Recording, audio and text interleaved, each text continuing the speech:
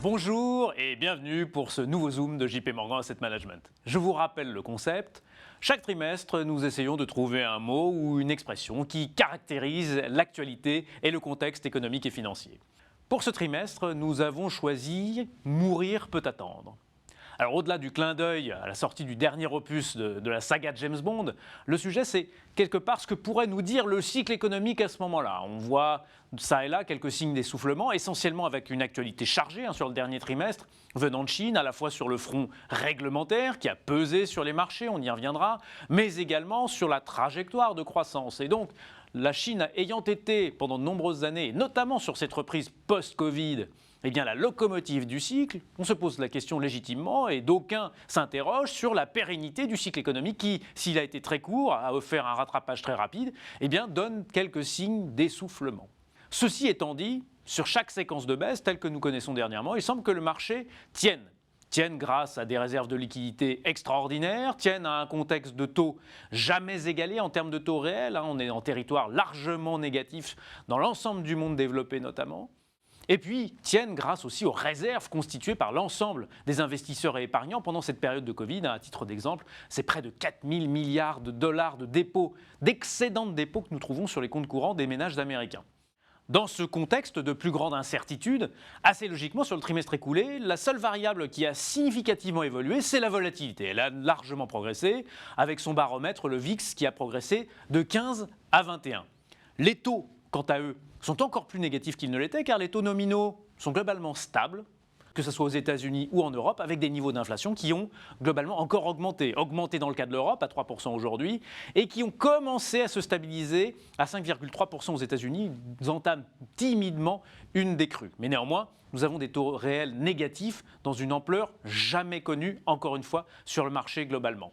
Ça s'est accompagné par des performances contrastées, avec quasiment nul sur l'ensemble des marchés mondiaux, en très légère baisse sur les marchés européens, en très légère hausse sur les marchés américains, mais surtout avec une baisse significative des marchés émergents de l'ordre de 7%, emmenée par la Chine, avec cet agenda très chargé, la Chine ayant baissé de 16% sur le trimestre. C'est la grosse déconvenue, liée à la fois, bien sûr, à ces niveaux de croissance, à ces niveaux notamment de PMI un peu moins forts qu'attendu, et puis globalement surtout en raison de l'actualité dense et très anxiogène pour les investisseurs occidentaux notamment, avec le contrôle plus fort, la réglementation sur l'éducation et les conséquences que nous connaissons aujourd'hui sur le marché immobilier de mesures qui ont été prises il y a plusieurs mois pour contenir l'activité. Il n'en reste pas moins que le marché chinois reste en lead en termes d'orthodoxie financière, avec aujourd'hui des taux de réserve obligatoires dans son système financier qui sont encore à 2 chiffres pour le système bancaire et avec des niveaux d'inflation extrêmement contenus,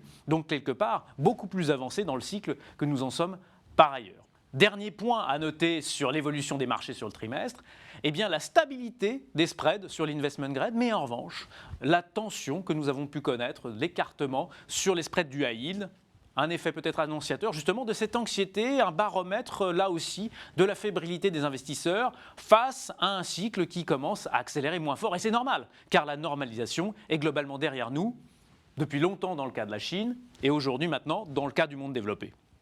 Alors nous nous retrouvons aujourd'hui dans un contexte où la dynamique de croissance va être plus proche de la dynamique de croissance potentielle, c'est-à-dire sur des niveaux beaucoup plus faibles que ceux qui ont alimenté les marchés dernièrement, ce qui explique justement la trajectoire beaucoup moins certaine, à la fois de l'environnement économique, mais également de la direction des marchés.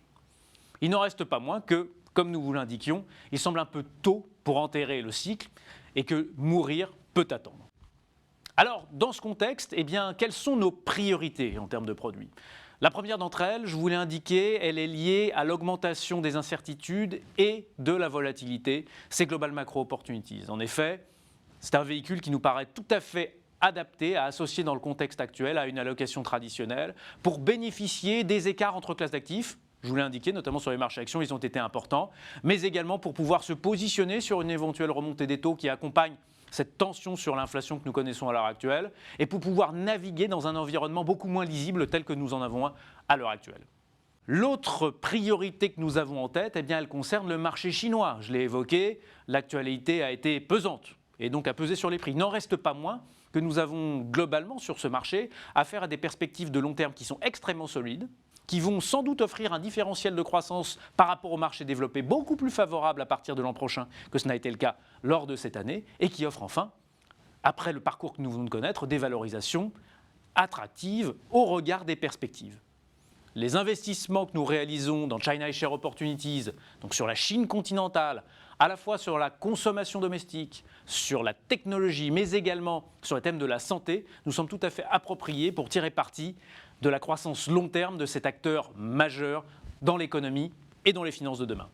Il me reste maintenant à vous remercier de votre attention et à vous donner rendez-vous au trimestre prochain pour un nouveau mot et un nouveau Zoom.